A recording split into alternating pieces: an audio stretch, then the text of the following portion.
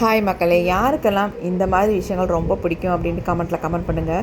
அப்பு காலையில் எழுந்தவுடனே என்ன வேலை செய்வான் அப்படின்னா, இருக்கிற செடிங்களுக்கு எல்லாம் தண்ணி ஊற்றுவான். கொஞ்சம் செடி இருந்தாலும் அது நல்லா பச்சை பச்சைன்னு தலை இருக்கணும் அப்படின்னு நினப்பான். அதே மாதிரி தான் நானும் சின்ன பிள்ளைல இவனை மாதிரியே தான் செய்வேன்.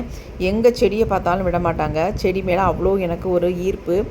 அழகான செடிகள் எங்கேயாவது இருந்தால் அதை ஒன்று ஒடிச்சிட்டு நம்ம வீட்டில் நட்டு வைக்கணும் அப்படின்னு நினப்பேன். அப்படி இல்லைன்னா வாங்கிட்டு வந்தாவது நம்ம வீட்டில் வளர வைக்கணும் அப்படின்னு நினப்பேன். அப்படி இல்லைன்னா பச்சையாக சொல்லணுன்னா திருடிட்டு வந்தாவது அந்த செடியை நம்ம வீட்டில் வைக்கணும் அப்படின்ற ஒரு எண்ணம் எனக்கு தோணும். சின்ன பிள்ளை இந்த வேலையெல்லாம் நான் செஞ்சுருக்கேன். இப்போ நினச்சாலும் எனக்கு சிரிப்பாக இருக்குது. ஏன்டா இப்படிலாம் நம்ம நினச்சோம் அப்படின்ட்டு. இதையெல்லாம் நினச்சிக்கிட்டு நானும் வேலை பார்த்துக்கிட்டே இருந்தேன். அப்படியே நிஷாந்த் பசியாக இருந்தான். அப்படியே நிஷாந்துக்கு 2 தோசையை ஊற்றி நான் ஊட்டி விட்டுட்டேன். அதுக்கப்புறமேட்டு சிக்கன் செஞ்சுட்டு ஒரு பக்கம் மீன் குழம்பும் மீன் வறுவலும் பண்ணிவிட்டு நிஷாந்த் கொஞ்சம் ட்ரைவ் பண்ணணுன்னு ஆசைப்பட்டான். சரின்ட்டு கார் எடுத்துகிட்டு நாங்கள் 4 பேரும் வெளியில் கிளம்பிட்டோங்க. 2 பேரும் ஒன்றா தான் டிரைவிங் லைசன்ஸ் எடுத்தாங்க.